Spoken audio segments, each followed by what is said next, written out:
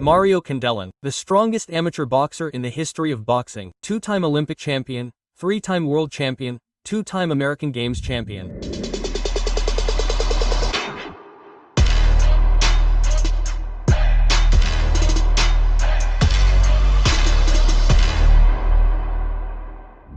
Mario, I'm glad to welcome you to my YouTube channel, Victor Yalimov's Boxing Studio. I've already done a number of interviews with Cuban boxers, including the legendary Felix Savon. Now it's a great honor to record an interview with you. Thank you to Sarah Kusapiv for the opportunity to talk with you. We also recorded an interview with him. Mario, you've just arrived in Kazakhstan. What is your purpose and what are you doing there? I'm happy to connect with you. Yes, I'm currently in Kazakhstan, in Karaganda. I came here at the invitation of Buketov University. We signed a contract for only 1 month so far. I'm very happy to be here, but I don't know how long I'll spend here. Here I teach boxing, conduct training sessions, master classes, and participate in conferences.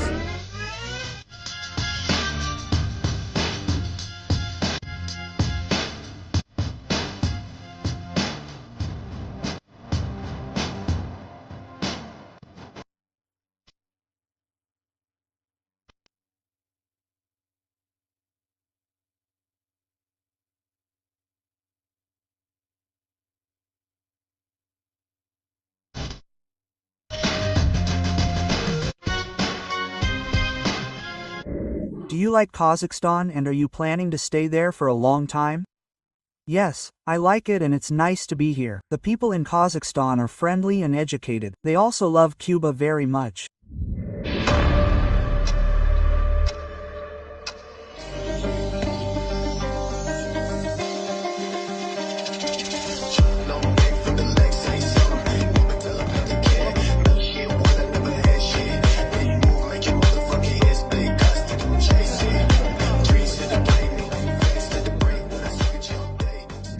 Mario, did you follow the World Championships in Liverpool? Are you happy with the Cuban team's performance? And why are there so few medals for the Cuban team? Yes, of course I did. This World Championship was good, held at the highest level, but I'm also dissatisfied with the performance of the Cuban boxers. What happened in Liverpool has never happened before in Cuban boxing. We need to analyze and figure out why the Cuban boxers performed so poorly. For Cuban boxers in the past, this would have been humiliating. What's the reason for such a performance? Why has boxing in Cuba gotten worse? It's all because boxing in Cuba is now run by people with little experience and knowledge. That's why we have such results. Mario, I know you're a great patriot of your country. How much do you miss Cuba now? Naturally, I miss my homeland, because I am a true Cuban and a patriot of my country. I came to Kazakhstan because I was given the opportunity to pursue my passion, to do my job and develop this sector. After the death of my commander, Fidel Castro, sport became a non-entity in Cuba. What do you do in Cuba? What is your profession? In Cuba, I do the same thing as here in Kazakhstan, train and teach children boxing.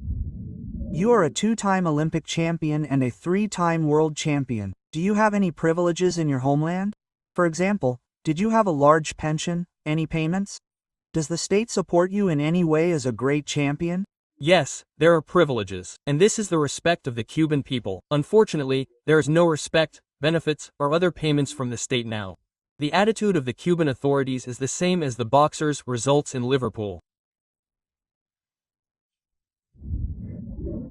When did you end your career and the main reason for it? I ended my career in 2004 after my second gold medal at the Athens Olympics because I was 33 years old, and they only allowed boxing until you were 34. Did you have any offers to go professional? If so, who made them? Yes, I had several offers.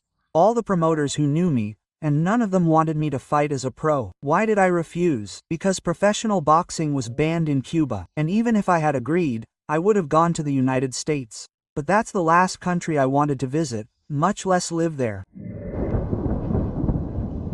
In 1962, Fidel Castro banned all professional sports in Cuba.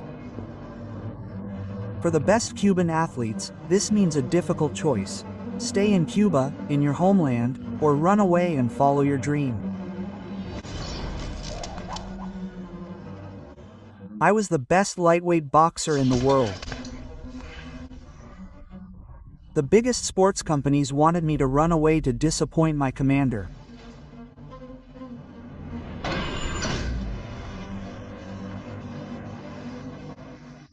They offered me millions, mansions, but I refused. Could I betray Fidel Castro? Could I betray the revolution?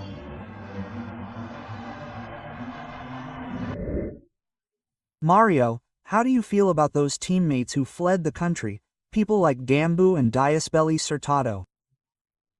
I don't think anything bad about them. It's their life. They chose their path and their future. I can only wish them success and prosperity.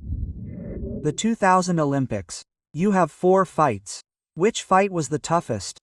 The 2000 Olympics in Sydney. It was the semi-final with Alexander Maltin, also from Russia. By the way, I have an interview with him too. Tell me. He also spoke highly of Mario Kindelan. The 2004 Olympics, 5 fights. What was the toughest fight here? The 2004 Olympics in Athens. The toughest fight here was the final with Britain's Amir Khan. That same year, Mario, you boxed him in England, if I'm not mistaken. You won there too, but they didn't give you the win, right? Yes, that fight was after the Olympics, but in 2005.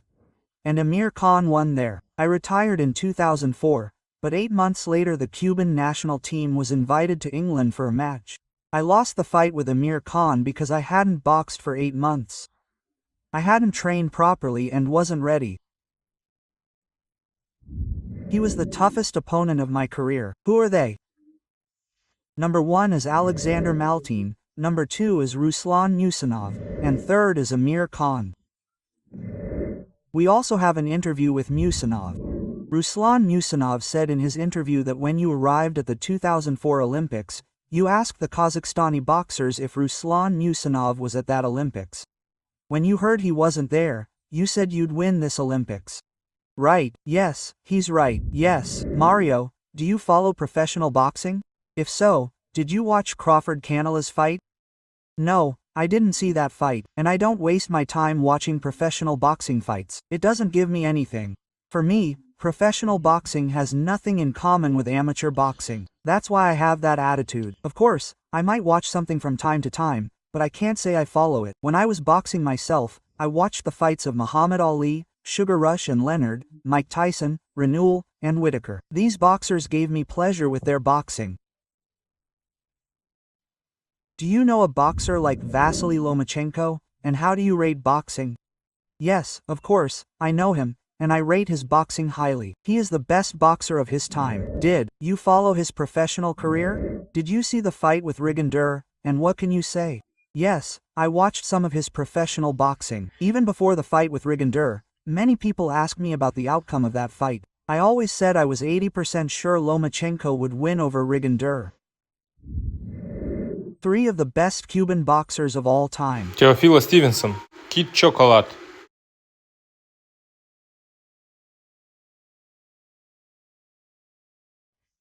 And now professional Andy Cruz. Andy Cruz. Mario, do you consider yourself a happy person living in Cuba? Yes, I am happy and proud of it. And finally, Mario, thank you very much for the interview. I would like to leave a few words from you to our viewers.